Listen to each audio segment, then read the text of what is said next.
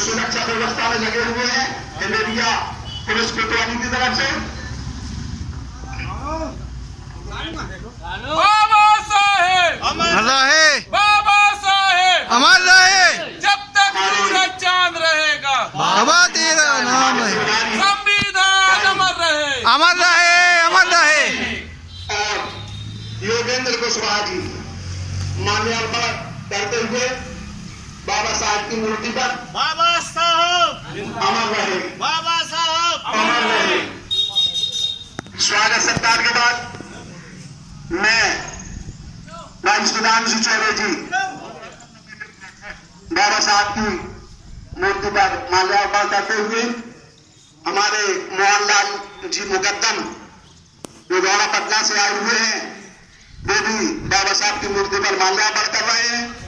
नव निर्वाचित पार्षद प्रतिनिधि भाई राजा चौहान जी बाबा साहब की मूर्ति पर माल्यार्पण करते हुए भाई रामेश्वर ठेकेदार जो नगर परिषद इंडिया के पूर्व अध्यक्ष हैं बाबा साहब की प्रतिमा पर माल्यार्पण करते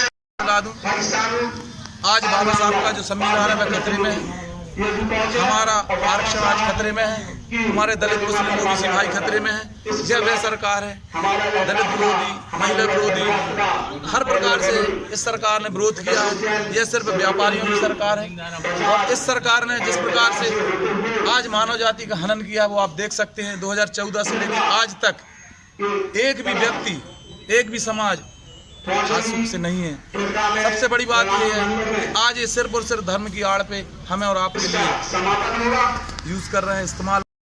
साहब से मनोज अग्रवाल जी ने अभी चुनाव लड़ा था 10 नंबर वार्ड से। तमाम हमारे साथी कांग्रेस के कार्यकर्ता हमारे युवा साथी यहाँ पर मौजूद हैं, भाई रिजवान, सलमान भाई, तमाम लोग यहाँ पर जिन जिन लोगों को विदेश सिंह ठाकुर, गजराज सिंह, साजिद खान जिन्होंने अभी चुनाव लड़ा था वार्ड नंबर से, हमारे सभी साथी इस कार्यक्रम में शामिल हो चुके हैं। लालू आरवाजी और महंगाई से जूझ रहे हैं, उसके विरोध में कांग्रेस द्वारा इस रैली का आयोजन किया गया है। कांग्रेस पार्टी जिंदाबाद। सख्त बदल दो, ताज बदल दो, और सख्त बदल दो, ताज बदल दो। जो सरकार निकलनी है वो सरकार बदलनी है।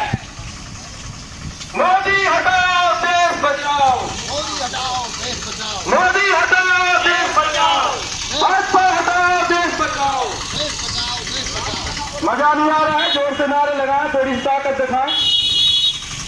सख्त बदल दो, ताज बदल दो, सख्त बदल दो, ताज बदल दो।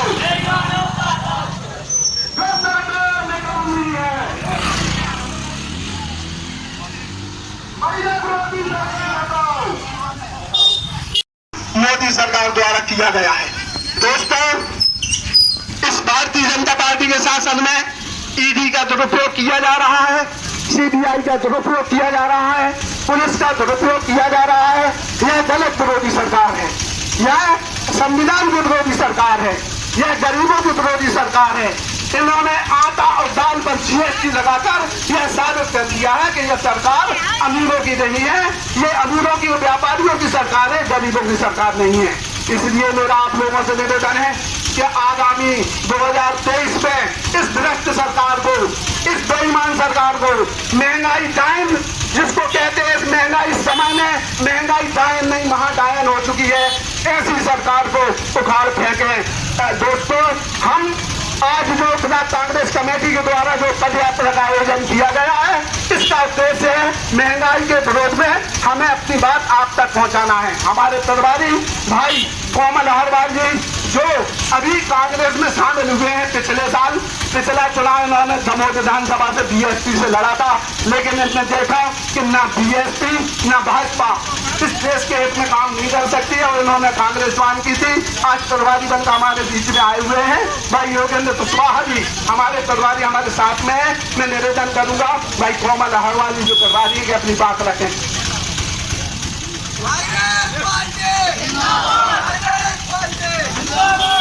साथियों, बहुत बहुत धन्यवाद आप लोगों का।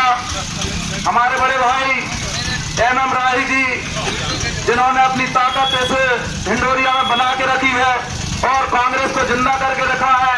हमारे बड़े भाई चौबे जी, हमारे बड़े भाई नायक जी, राम सिंह साहब जी, हमारे दोनों पार्षद राजा चौहान जी, सानू भाई और मेरे साथ में आए मेरे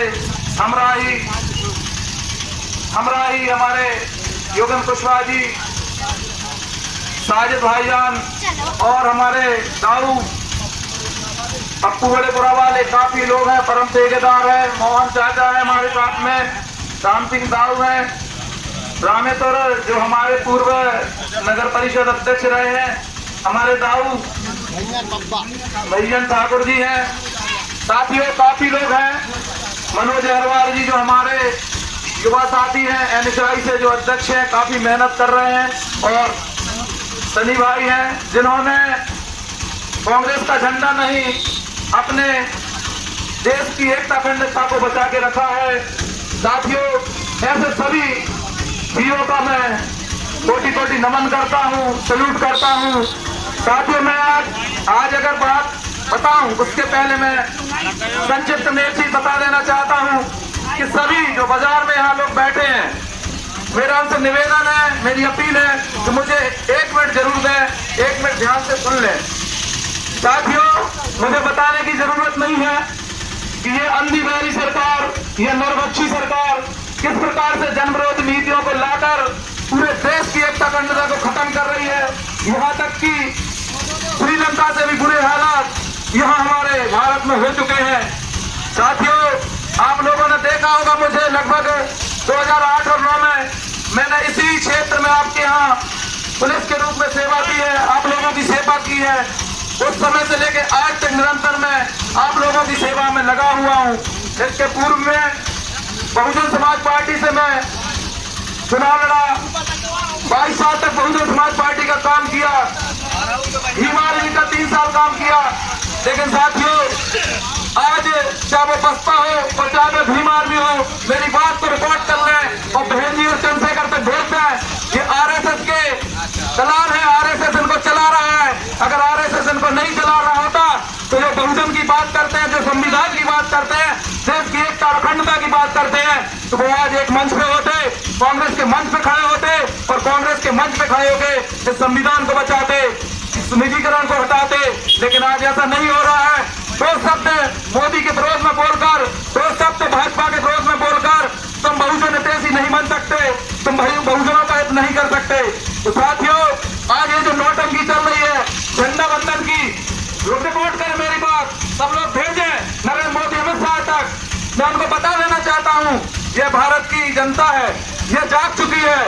ये आप जिस प्रकार से बरगला रहे हो जनता को, जिस प्रकार से बहका रहे हो जनता को, सिर्फ और सिर्फ भावनात्मक तौर पर झंडे की भावना को लेकर, राष्ट्र ध्वज की भावना को लेकर। तो साथ ही मैं बता दूं ये नौटंकी इसके पहले नहीं हुई। संविधान में क्या आपको पता नहीं?